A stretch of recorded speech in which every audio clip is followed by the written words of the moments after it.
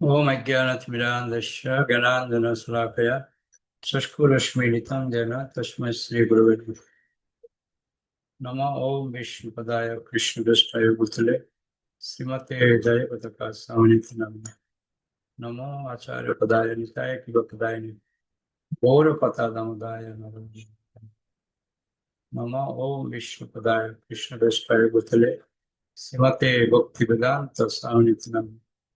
नमस्ते सरस्वती देवे गौरवाणी प्रचारिणे निर्विशेष शून्यवादी पाश्चात्य देशतारिणे गुरुवे गौरचंद्राय राधिकाय तदालय कृष्णाय कृष्ण भक्ताय तद्भक्ताय हरे कृष्ण। मुसलमान प्रभु पढ़ুন।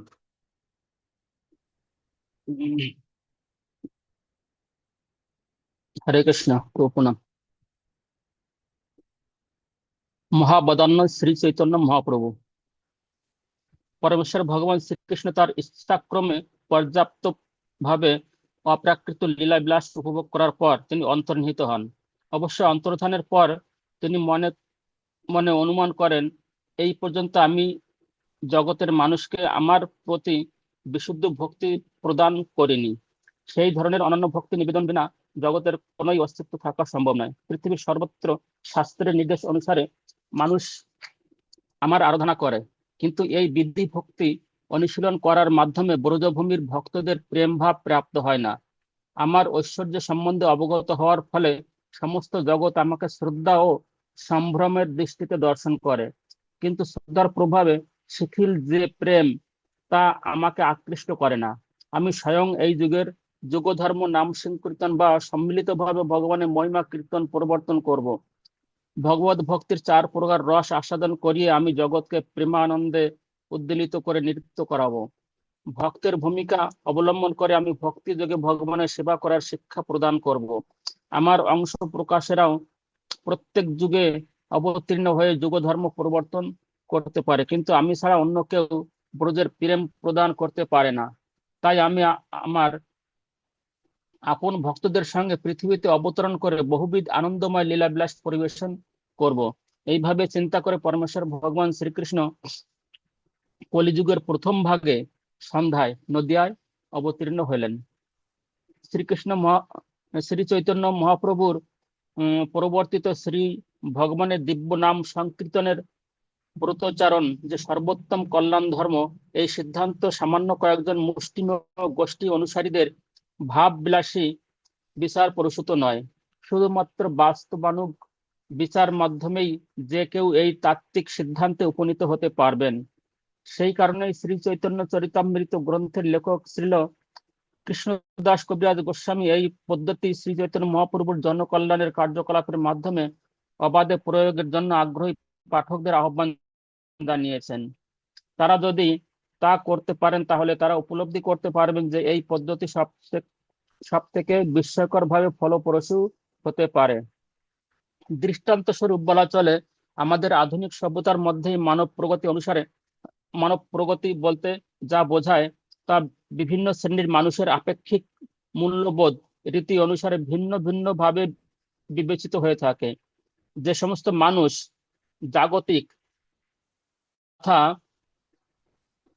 ভৌত বিজ্ঞানের উপলব্ধিকেই জীবনের পরম আবশ্যক বলে দৃঢ় বিশ্বাস পোষণ করে থাকেন, তাদের কাছে নিউটন, ডারউইন কিংবা ফ্রয়েডের মতো বিজ্ঞানীদের জটিল তত্ত্বগুলিকে প্রগতিশীল বলে বিবেচিত হতে পারে। যারা দৃঢ় মত পোষণ করে থাকেন যে সামাজিক তথা রাষ্ট্রনৈতিক প্রগতি জীবনের পরম আকাঙ্ক্ষিত ভাবধারা, তাদের কাছে লিঙ্কন কিংবা গান্ধীর কার্যকলাপই তার চেয়ে অধিক বেশি প্রগতিপন্থী বলে প্রতীয়মান হয়ে থাকে। আর যারা মায়াবাদী কল্পনা চিন্তার জটিলতাতেই বিশেষভাবে অভিভূত হয়ে থাকেন, তাদের কাছে প্লেটো, অ্যারিস্টটল, হিগেল কিংবা ক্যান্ট এর চিন্তা সমৃদ্ধিকেই আরো বেশি প্রগতিশীল বলে মনে হতে পারে।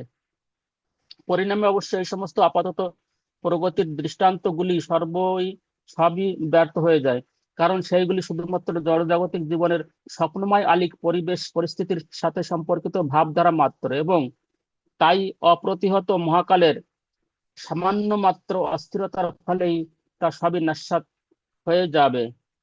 আধুনিক জগতের মহা দুর্ভাগ্য যে জড়জাগতিক জ্ঞান বিকাশে আমাদের প্রগতি হওয়া সত্ত্বেও আমাদের অন্তঃস্থিত শাশ্বত চিরন্তন আত্মার সম্পর্কে নৈরাশ্যজনক ভাবেই অজ্ঞতা পোষণ করে চলছি। যে শাশ্বত আত্মার অনুপস্থিতির ফলে জড় শরীরের সমস্ত মানসিক, দৈহিক এবং চিন্তাকুল প্রচেষ্টা অন্তর্নিহিত হয়ে যায়, সেটাই হলো সৃষ্টির অস্তিত্বের অপরিহার্য মূল তত্ত্ব। আর এই আত্মার যা কিছু অত্যাবশ্যকীয় প্রয়োজন, তাই হলো জীবনের পরম বাঞ্ছিত বস্তু।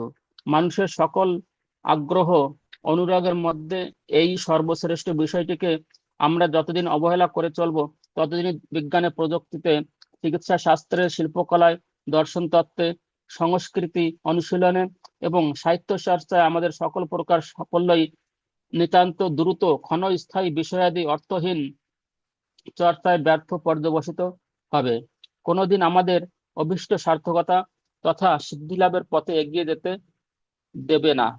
এই ধরনের ভাবধারায় সম্পূর্ণ বৈপরীত্যে শ্রী চৈতন্য মহাপ্রভু এবং তার অনুগামীদের অনুষ্ঠিত জনকল্যাণকর সেবা কার্যের মাধ্যমে শাশ্বত চিন্ময় আত্মার পরম সুখ তৃপ্তি প্রত্যক্ষ আয়োজন করা সম্ভব হয়েছে এবং তার ফলে সকলের জীবনে সর্বশ্রেষ্ঠ কল্যাণ বর্ষিত হয়েছে। আজ অথবা কাল যে অস্থায়ী অনিত্য অস্তিত্বের বিলোপ সাধন অসম্ভবই, সেই ধরনের জাগতিক উন্নতি প্রগতির সাথে শ্রী ভগবানের জনকল্যাণ ব্রতের কোনো সম্পর্ক নেই। আমাদের মোহনিদ্রা থেকে জাগিয়ে তোলার জন্য, আমাদের অস্তিত্ব পরিশুদ্ধ করবার উদ্দেশ্যে এবং শাশ্বত চিরন্তন জীবকুলের নিত্য কর্তব্য রূপে ভগবত ভক্তের প্রথা স্থাপনার জন্যই মহাপ্রভুর আবির্ভাব। বৈদিক সংস্কৃতি অনুষ্ঠানে মানুষের কর্তব্য ভগবত চেতনা লাভ করা। তাতে তাকে জানতে হবে ভগবান কি, এই জড়জগৎ কি এবং ভগবানের সঙ্গে তার কি সম্পর্ক। একে বলা হয় শ্রেয় বা পরম মঙ্গলময় কার্য।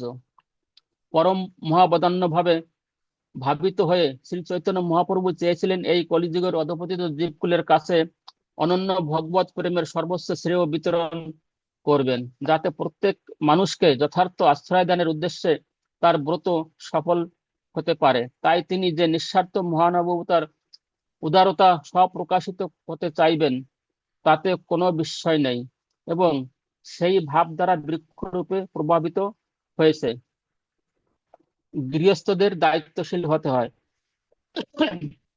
শ্রীমদ ভাগবতের চতুর্থ স্কন্ধের 24 অধ্যায়ে বর্ণিত কাহিনীতে আমরা দেখি যে প্রচেতা রাজকুমারেরা ভগবান শিবের দর্শন পাওয়ায় বিদুর আশ্চর্যান্বিত হয়েছেন, কারণ মহাদেব সচরাচর সহজে কাউকে দেখা দেন না।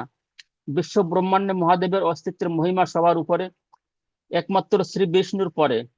যথার্থ গুরু শিষ্য পরম্পরায় ধারায় তিনি একজন বিশিষ্ট বৈষ্ণব। এই নবদ্বীপেই মহাদেব বিষ্ণু স্বামীকে উপদেশ দেন। এই মায়াপুর নবদ্বীপে শিবের অনন্য লীলা আছে। প্রকৃতপক্ষে শিব হলেন ধর্মাদির রক্ষাকর্তা। শিবের অনুগ্রহ বিনা ধামে প্রবেশ করতে কেউ পারে না। নবদ্বীপ পরিক্রমায় একাধিক শিব মাহাত্ম্যের স্থান পায়। সীমান্ত দ্বীপে বিভিন্ন মূর্তির আছে। পার্বতী দেবীকে শিব উপদেশ দেন গৌরাঙ্গ দেবের আরাধনা করতে, তার দর্শন লাভ করে তার চরণধূলি গ্রহণ করতে। গদ্রুম, হরিহর ক্ষেত্র, মহৎপুর, রুদ্রদ্বীপ, শঙ্করপুর, ঋতুদ্বীপ ইত্যাদি স্থানে শিবের নানা লীলাস্থল। একবার ব্রহ্মার বাহনে চড়ে শিব অবতরণ করেন। সেই জায়গায় এখন রাজহংসের পিঠে শিবের মূর্তি পূজা হয়। রুদ্রদ্বীপের শঙ্করপুরে শঙ্করাচার্য এসে শ্রী চৈতন্য মহাপ্রভু স্বয়ং সাক্ষাৎ করে দর্শন লাভ করেন এবং মহাপ্রভু তখন তাকে বলেন যে এটি আমার ধাম, এখানে সবাই ভগবানের ভক্ত, এখানে কোনো রকম প্রসারের প্রয়োজন নেই, আপনি অন্য স্থানে প্রসার কার্য করুন। শঙ্করাচার্য এসেছিলেন আনুমানিক 2000 বছর আগে। ওকে ওকে ওকে ওকে তারপরে ওকে ওকে ওকে ওকে হরে কৃষ্ণ। গৃহস্থদের কি কর্তব্য ভালো করে শুনুন। গুরু মহারাজ বলছেন গৃহস্থরা কি করবেন। খুব গুরুত্বপূর্ণ পয়েন্ট, কিন্তু আমাদেরকে দায়িত্বশীল হতে বলছে। কিভাবে দায়িত্বশীল হবেন? ওকে, শঙ্করাচার্য এসেছিলেন আনুমানিক 2000 বছর আগে। তারপরে আসেন বৈষ্ণব আচার্য। তিনি জনসাধারণের মধ্যে ভগবানের ব্যক্তি রূপের আরাধনা প্রচার করেন। এভাবে 4জন বৈষ্ণব ধারা প্রবর্তক এসেছিলেন: মধ্বাচার্য, রামানুচার্য, নিম্বাগাচার্য এবং বিষ্ণু স্বামী। আমাদের যে পরম্পরা, 4 পরম্পরা, শ্রী চৈতন্য মহাপ্রভু এসেছিলেন বৈষ্ণব পরম্পরার এই 4টি ধারাকেই একত্রিত করতে। কলিযুগে একটাই ধারা থাকবে। শ্রীল প্রভুপাদ বলেছেন, বৌদ্ধদের আর মায়াবাদ প্রচার করবার দরকার নেই, সকলেই হয়ে উঠুক সাকারবাদী। বৌদ্ধরা নিশ্চয়ই জানবেন যে ভগবান বুদ্ধ নিজেই শ্রী বিষ্ণু। মায়াবাদীদের জানা উচিত যে স্বয়ং শিব এসেছেন শঙ্করাচার্য রূপে, বিষ্ণুরই আদেশে বৌদ্ধগণকে ব্যাত অনুগামী করে তুলতে। এই হচ্ছে সময় যখন সকলেই শ্রীকৃষ্ণের প্রতি ভক্তিভাবাপন্ন হয়ে উঠবে। এখন মহাপ্রভু আদেশ করলেন, সারা ব্রহ্মাণ্ডের সমস্ত মানুষ কৃষ্ণ ভাবনা গ্রহণ করুক এবং বাকি সকলকে তা বিতরণ করুক। ভগবান শিবকে দর্শনে পাওয়া খুবই দুর্লভ। শঙ্করাচার্য খুবই সুদর্শন ছিলেন, তেমনি প্রচার কার্যে আমাদেরও ভগবান শিবের আশীর্বাদ দরকার। পাটনা গয়ায় কৃষ্ণ, বলরাম এবং শিবলিঙ্গের মূর্তি আছে।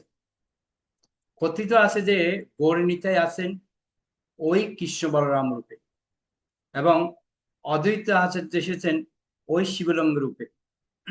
সুতরাং ভক্তগণ ভগবান, কি সুন্দর পয়েন্ট দেখুন। সুতরাং ভক্তগণ সেখানে শিবের আশীর্বাদ এবং কৃষ্ণ বলরামের কৃপা গ্রহণ করে থাকেন। বৃন্দাবনে শিব গোপেশ্বর শিব রূপে পূজিত। দক্ষিণ ভারতে প্রচার করার সময় সেখানকার ভক্তরা বলে, আপনারা কেবলই কৃষ্ণ বলরাম রামের কথা বলেন, রুদ্র সম্প্রদায় শিবের কথা বলেন না কেন? কারণ তামিল অঞ্চলে ভগবান শিবেরই পূজার প্রচলন বেশি। আমাদের পরম্পরা ধারায় শ্রী চৈতন্য মহাপ্রভু শিবের প্রতি খুব শ্রদ্ধাবান ছিলেন। তিনি শিব মন্দিরেও যান, যেমন সুন্দরেশ্বর মন্দির দক্ষিণ ভারতে এবং মীনাক্ষী মন্দির। এবং সেখানে তিনি কি করেছিলেন, মহাপ্রভু সেখানে হরে কৃষ্ণ কৃষ্ণ কৃষ্ণ হরে হরে, হরে রাম রাম রাম হরে হরে কীর্তন করেছিলেন। শিল প্রভুপাদ বলেছিলেন, অন্য কোনো দর্শনের প্রয়োজন নেই, মায়াবাদের কোনো প্রয়োজন নেই। আধ্যাত্মিক তাৎপর্য শুরু হয় ভগবদ গীতা অধ্যয়ন করার পর থেকে, এবং গীতার চরম উপদেশ হচ্ছে পরম পুরুষ পরমেশ্বর ভগবানের কাছে সম্পূর্ণ আত্মসমর্পণ। যদিও লোকে শিবের পূজা করে নানা জাগতিক প্রয়োজন,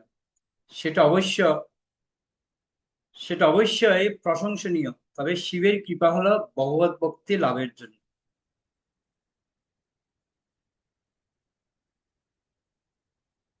শিব একজন মহান বৈষ্ণব, তিনি ভগবত ভক্তি দান করতে পারেন। ঠিক যেমন গোপীরা আরাধনা করেছিল, তারা জাগতিক কিছু পেতে চায়নি, বরং ত্যাগী হয়ে আরাধনা করেছিল।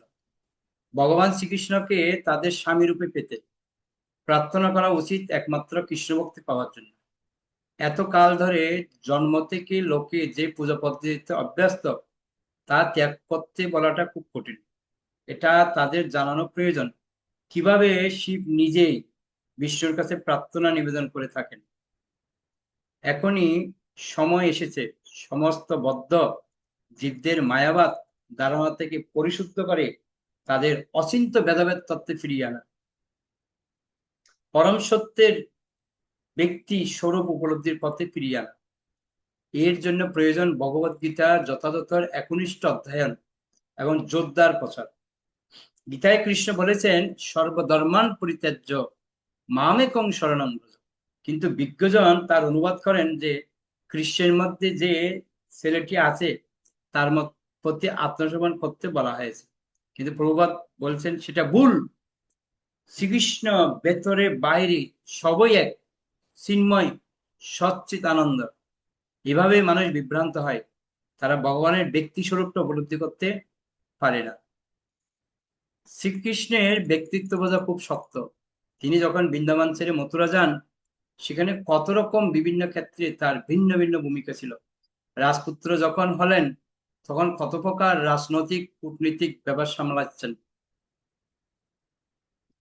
কৃষ্ণ বলরাম যখন হস্তিনাপুরে যান, সামন্তক মুনি চুরির ব্যাপারে জড়িয়ে পড়েন। সত্যভামার পিতার মৃত্যুতে সত্যভামা এসে কৃষ্ণের কাছে শোকাহত হয়ে কান্নাকাটি করলে শ্রীকৃষ্ণ তার রানীর দুঃখে ব্যথিত হন এবং তার চোখেও জল দেখা দেয়।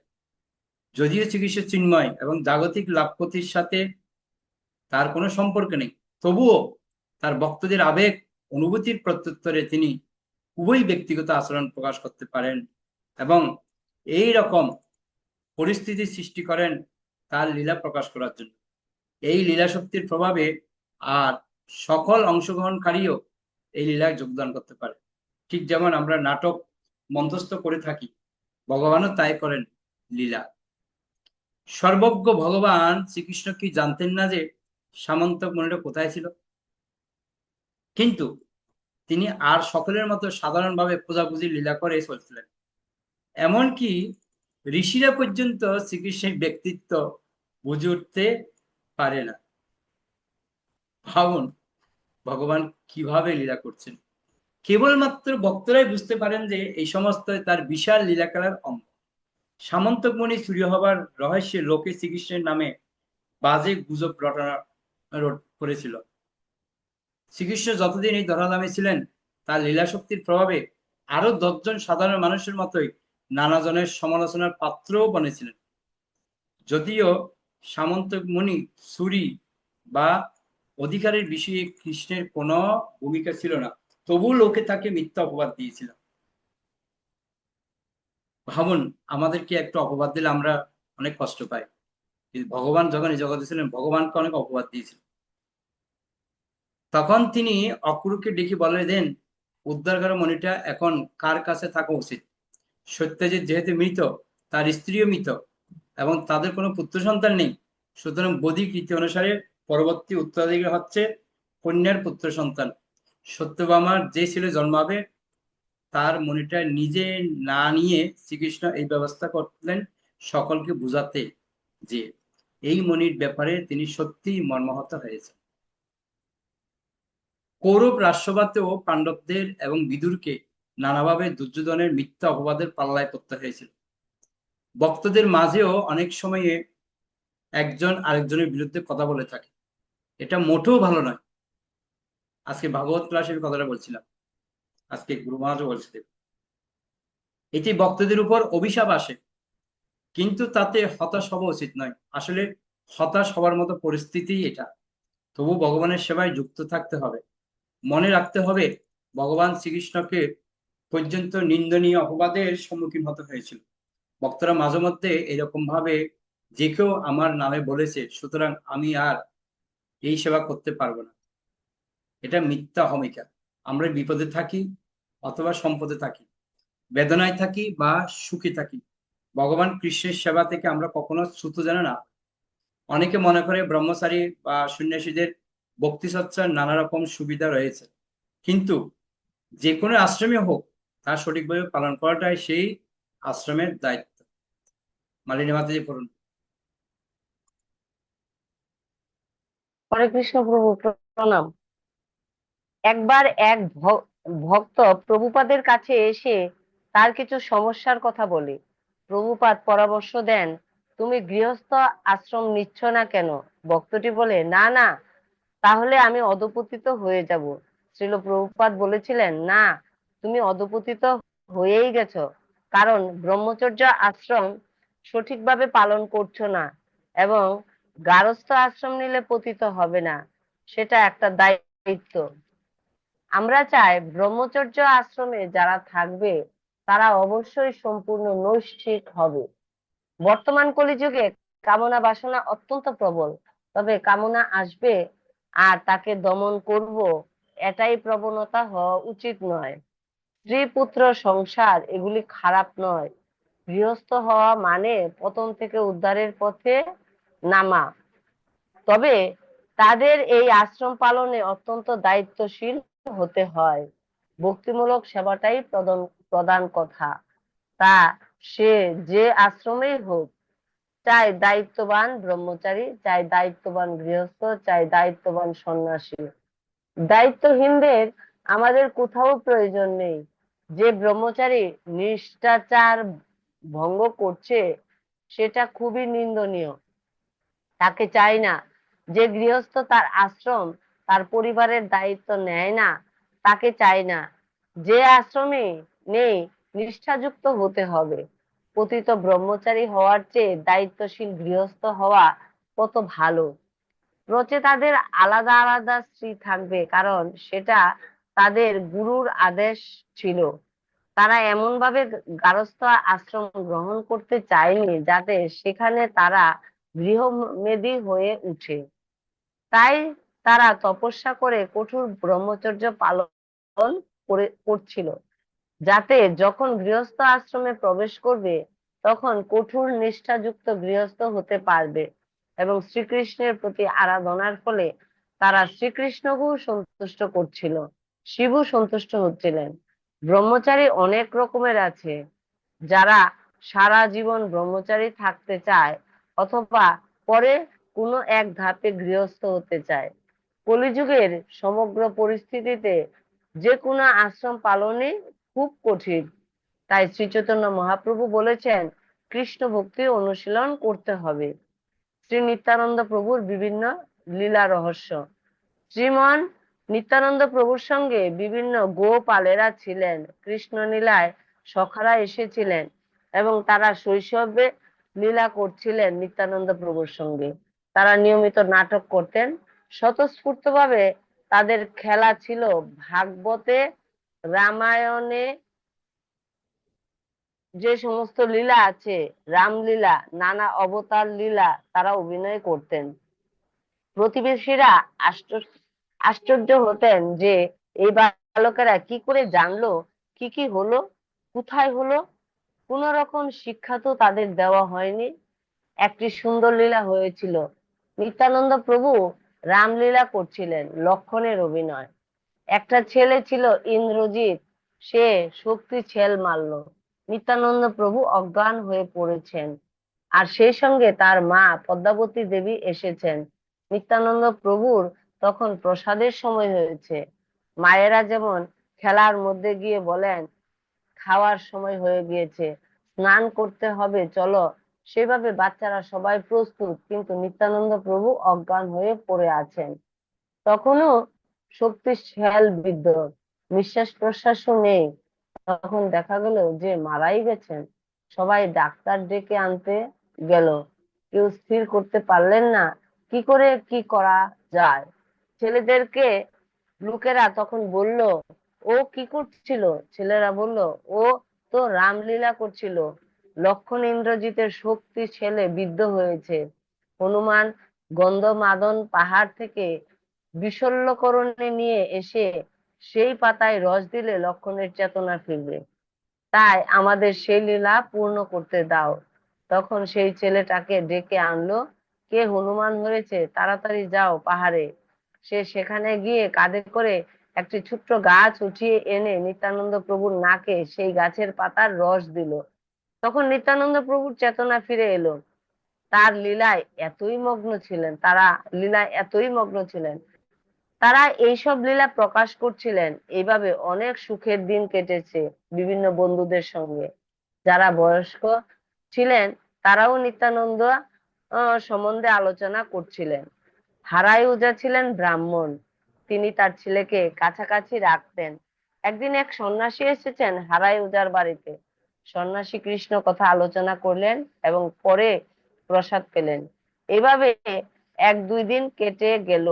তিনি চলে যাবার সময় হলে হারাই উজা বললেন আপনার জন্য কিছু সেবা করতে পারি। তিনি বললেন আমি যা চাইবো তাই তুমি দেবে। তখন নিত্যানন্দ বলে কেঁদে উঠেছেন। তিনি বিশ্বাস করতে পারেননি আর অচেতন হয়ে পড়লেন। জেগে উঠে মনে করলেন এটা কি সত্যি, আমি নিত্যানন্দকে দেব? ব্রহ্মচারী হিসাবে সন্ন্যাসীর সেবা করবে। হারাই পণ্ডিতের মাথা ঘুরছে, নিত্যানন্দ ছাড়া তো বাঁচবো না। তখন তিনি ভাবছেন ব্রাহ্মণের কাছে কথা তো দিয়েছি, তো আমি যদি এখন মিথ্যে কথা বলি, নিত্যানন্দ তাহলে ধর্মের নিয়ম ভুল শিখবে। তার ছেলেকে দৃষ্টান্ত দেওয়ার জন্য তাকে তার সেই উচ্চ পর্যায়ের আদর্শের প্রতিশ্রুতি অনুসারে নিত্যানন্দকে সন্ন্যাসীর সাথে দিতে রাজি হলেন। তখন তার চোখ দিয়ে অশ্রু ঝরে পড়ছে সব সময়। তারা চলে গেলে হারায়ুজা নিত্যানন্দের বিরহে প্রাণ ত্যাগ করলেন। অনেক বছর পর নিত্যানন্দ প্রভু এই পৃথিবী থেকে চলে যাবার পর জাহ্নবী দেবী এক চক্রে গিয়েছিলেন। এক বৃদ্ধ লোকের সঙ্গে দেখা হলো, তার চোখে অশ্রু জপ করছিলেন। তিনি শুনলেন নিত্যানন্দ নিত্যানন্দ বলে কান্নাকাটি করছেন। তাকে জিজ্ঞাসা করলেন, নিত্যানন্দ বলে কান্নাকাটি করছো কেন? তিনি বললেন, কেন নয়, তিনি ছিলেন এই গ্রামের প্রাণ স্বরূপ, তাকে ছাড়া আমরা কিছুই জানতাম না। তিনি সবাইকে দিব্য আনন্দ দান করতেন। হারায়ুজা কেন ওকে কোথায় দিলেন? আরো কত ছেলে ছিল, সারা গ্রাম প্রাণ শূন্য হয়ে গেল, তাদের জীবন ধারণের আর কোনো উদ্দেশ্য নেই, তাই কেউ কেউ নবদ্বীপে চলে গেল। এই বলে আবার কান্নাকাটি শুরু করলেন। জীবনভর তিনি নিত্যানন্দের বাল্যলীলা চিন্তা করছিলেন। নিত্যানন্দ প্রভু 12 বছর বয়সে বেরোলেন সারা ভারতবর্ষে তীর্থ করতে। সমস্ত পবিত্র নদীগুলো পবিত্র করলেন। এইসব নদীগুলি তার সঙ্গ লাভের জন্য অপেক্ষা করছিল, ঠিক যেমন বলরাম নানা তীর্থে ঘুরেছিলেন। বৃন্দাবনে গেলেন, সেখানে গাভীরা, ব্রজবাসীরা, হরিণরা অভ্যর্থনা প্রার্থনা করছে বৃন্দাবনে পুনরায় তিনি এসেছেন বলে। তারপর তিনি শুনলেন, হরে কৃষ্ণ প্রভু প্রণাম। শুনি এবার আপনাদের কাছ থেকে কার কি পয়েন্ট ভালো লাগলো। তো আমরা অনেকগুলি পয়েন্ট শুনলাম, ভালো ভালো। সর্বরূপ মাতাজি। হরে কৃষ্ণ প্রভু প্রণাম। প্রভু এখানে মহাদেবের কথা বলা হয়েছে। মহাদেব ছিলেন একজন বিশিষ্ট মহান ভক্ত, ভগবত ভক্ত। তার কাছে তিনি সহজে আমাদের কাছে ধরা দেন না, কিন্তু তিনি আমাদের ভগবত ভক্তি ইয়ে করতে সাহায্য করেন। আর বলা হয়েছে আমরা যদি যখন দুঃখে সুখে সম্পদে বিপদে যখনই যেভাবেই থাকি না কেন, আমাদের সবসময় ভগবানের নাম স্মরণ করতে হবে। আর আমাদের যদি একটা কাজ দায়িত্ব দেওয়া হয়, সেটা আবার দায়িত্ব নিয়ে আমার কাজটা করতে হবে। এটা সন্ন্যাসী ও ব্রহ্মচারী ও গৃহস্থ হোক, যে কেউ হোক, আমাদের দায়িত্ব নিয়ে সেই কাজটা করতে হবে। হরে কৃষ্ণ। ওকে, অবশ্যই মালিনী মাতাজি।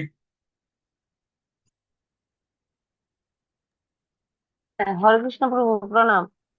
বলছি যে প্রভুপাদ বলেছিল যে যে যে আশ্রমেই থাকুক না কেন, তার সেই আশ্রমে মানে দায়িত্ব কর্তব্য পালন করা হচ্ছে সবচাইতে বড় ব্যাপার। মানে নিজে নিজের দায়িত্ব পালন করা, মানে ব্রহ্মচারী হব, গারস্থ আশ্রমে ঢুকে গিয়ে আমি পতিত হয়ে যাব এমন নয়।